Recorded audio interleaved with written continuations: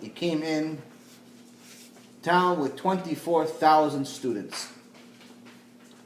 Now these students weren't regular students.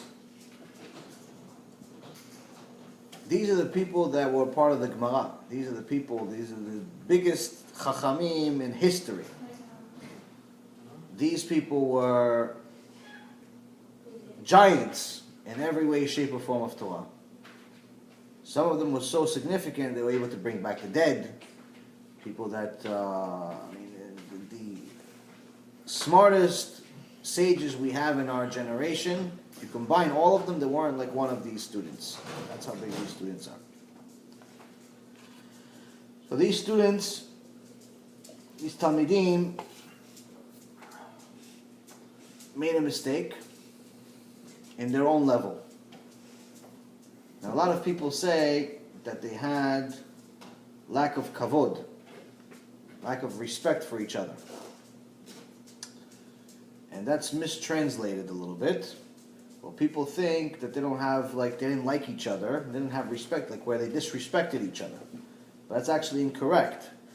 What it is that it wasn't, obviously these people were sages, these people were giants in Torah. Disrespecting each other is not even part of their day-to-day thoughts.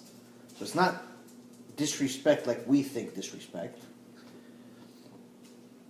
It's disrespect and lack of love for each other in a sense where they didn't care enough about each other to correct each other. Meaning that if someone said, listen, I'm going to do this mitzvah this particular way, and the other guy knew that he's incorrect, he's making a mistake, it's a minor error, he's supposed to, instead of doing it one way, he's supposed to do it a little bit different. Instead of making the extra effort to show him why and how and he's incorrect and things like that, they didn't do it.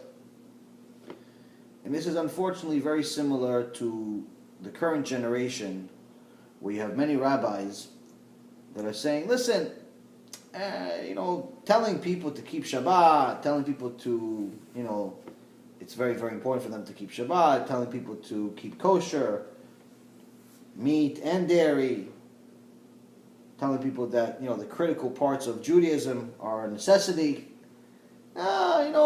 They'll listen. I'm sure they'll find out. And if they want to do it, they'll do it.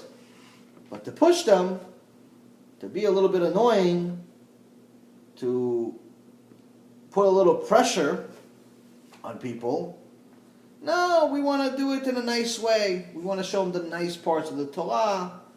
And if they see so many nice things about the Torah, maybe they'll stop driving on Shabbat to shul. Aside from the fact that we see that system does not work at all, there's maybe a 1% or 0.5% success ratio. Once in a blue moon, you're going to find somebody that drove to shul and now stopped driving to shul, but usually it's not as a result of that shul's effort, but as a result of circumstances that happen somewhere else. But aside from that, what they're doing is exactly our generation's level of why Hashem punished those 24,000 students, and for the next 32 days he killed between 700 to 800 of them per day. So imagine you have the biggest sage in the world, and now you have 24,000 of them. And every day the biggest Gdol Ador dies. And there's 700 of them dying every day. By the time you even thought about burying him, the next day you have to bury him, obviously, you have another 700 died. And another 700, another 700, another 700, every day for 32 days. Why? Because we didn't care enough about each other to rebuke each other and fix each other. Ocheach tochiach is one of the things that we learned from the sages, where it's our obligation. It's not a mitzvah, like it's nice to do it. It's our obligation to correct each other, but in a respectful way. So much so that we learn a lot of it in the, some of the things that some of the most important people in history. We know that if they didn't rebuke the nation, if they didn't make people do tshuva, you wouldn't even know who they are. So, for example, we go to the top. We go to Moshe Rabbeinu. Moshe Rabbeinu obviously is the prophet of all prophets, the king, highest human being that we've ever had.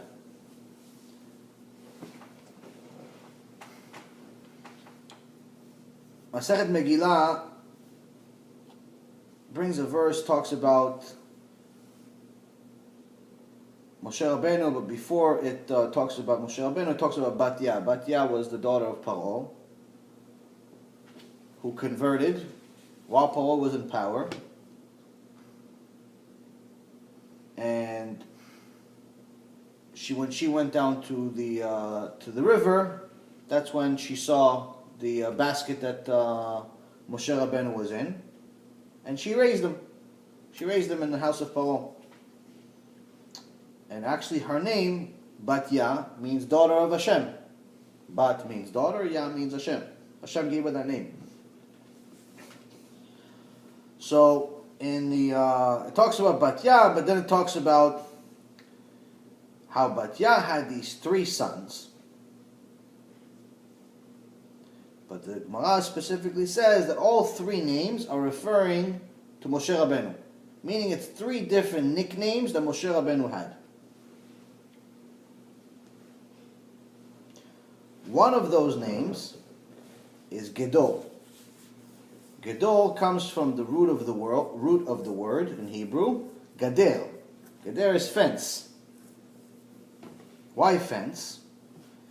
Because Moshe Rabbeinu fenced the breaches of Israel, meaning that he corrected the improper behavior of Am Yisrael. All of the improper behavior that they learned in Egypt, he corrected them. He wasn't, Aaron, his brother Aaron, was, they say that he chased peace. He was always a chaser of peace, always constantly trying to make peace between people. Moshe wasn't necessarily looking for peace, he was looking for truth. You make a sin, this is the punishment. You made a mitzvah, this is what it is. It's black and white. Hashem said so, that's it. It's not, no games. Oh, Ilanu, if he was here today. Imagine a person that's speaking to God on a first name basis is getting noticed in those days for rebuking the nation. A nation that saw the words of Hashem and Shamayim. A nation that heard the words of Hashem. A nation that saw the miracles of Hashem on a daily basis for over 40 years. Food coming from Shamayim. This is not normal. Food coming from Shamayim every day. You don't have to work. You don't have to do anything. All you have to do is learn a little bit of Torah. You have food waiting for you. You don't have to take a shower because the cloud that's following you is cleaning your clothes. It's like a washing machine on a regular basis. You're always clean. You don't have to worry about drinking. You don't have to worry about eating. You don't have to worry about going to the bathroom. They said that the man that we had in the desert was a spiritual food. In essence, such a pure food that all of it would be absorbed by our bodies, and we wouldn't have to go to the bathroom. So this is just, again, one of the many miracles we saw. And even after all the miracles that we saw, after all the amazing things that we saw, there were still people that sinned. There were still people that were going against Hashem. There was still someone that we will read about soon that was the first Mechalel Shabbat. There was still Korach and his team and his people that were followers that tried to go against Moshe Rabbeinu. There were still people that sinned. And Moshe Rabbeinu is remembered not only as the leader, but this specific Gemara says that he's mentioned in another book of the Torah in Chronicles, the book of Chronicles 4:18. He's mentioned as another name. He is given 3 other names, one of them being Gedol, because he had the ability And he had the inclination and he had the wisdom to rebuke the nation and correct their behavior. So Moshe Rabbeinu, that showed them all the miracles, still needed to rebuke people, still needed to fix people, because or else they would just fall off too far off the derech. And that's obviously something that he didn't want happening.